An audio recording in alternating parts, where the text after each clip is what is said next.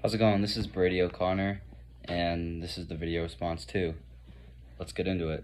So I'm gonna start with the movie Los Olvidados, and I'm gonna be comparing myself or relating to Pedro. So Pedro is the young boy in Los Olvidados. He represents a tragic struggle with innocence amidst hardship, a theme that resonates with anyone who has experienced or witnessed cycles of poverty or disadvantage. Pedro's character reflects the harsh reality of survival for impoverished youth, especially in post-revolutionary Mexico, where the socioeconomic disparities were stark and support structures for the disadvantaged were minimal. I identify with Pedro because, like many, he is a character caught in a web of circumstances beyond his control. His desire for moral guidance and love contrasts with the violence and neglect surrounding him. This inner conflict is particularly relatable for those who seek better path but find themselves hindered by a lack of supportive resources.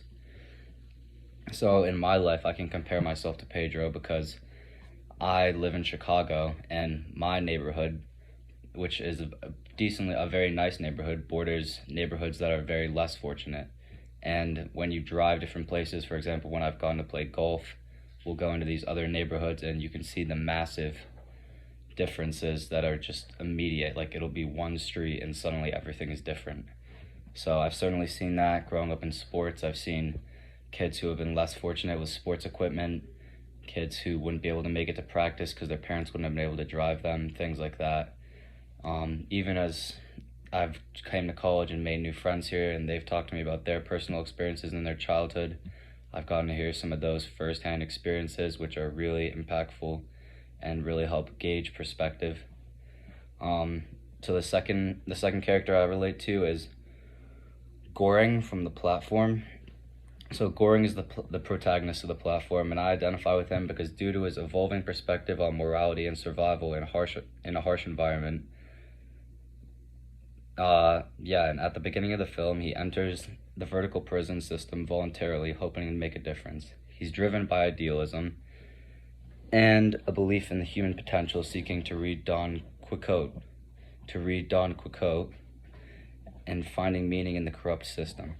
This resonates with me because Goregano starts with a sense of purpose and desire to enact positive change, even when he doesn't fully understand the dangers ahead. Like Goregano, I find myself sometimes optimistic and improving situations without fully understanding the consequences of the systems in place. His character development, however, reflects the harsh realities of idealism clashing with survivalism. He undergoes profound psychological and moral shifts as he realizes the lofty ideals may be incompatible with the brutality of his surroundings. The philosophical undertone of Goregano's experiences, questioning whether individuals can uphold their principles in inherently flawed systems, is something I find deeply relatable. I find this very relatable because I spent a lot of time looking in finance, so I understand lots of things like 2008, and I understand that corrupt systems are a reality and have been a reality as recent as 15 years ago. Completely corrupt systems all the way down to the roots. So sometimes I feel like I'm something so small in a tiny little massive working machine of gears, and whatever I do really doesn't matter. But then that also it gives me fuel where it's the opportunity that I can actually make a difference, and there are so many echelons that I can rise to if I really drive myself, and I can eventually hopefully make a difference if I can become influential enough.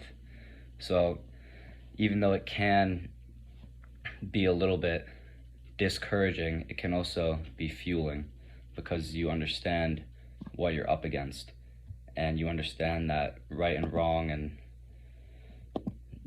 there's something to fight for.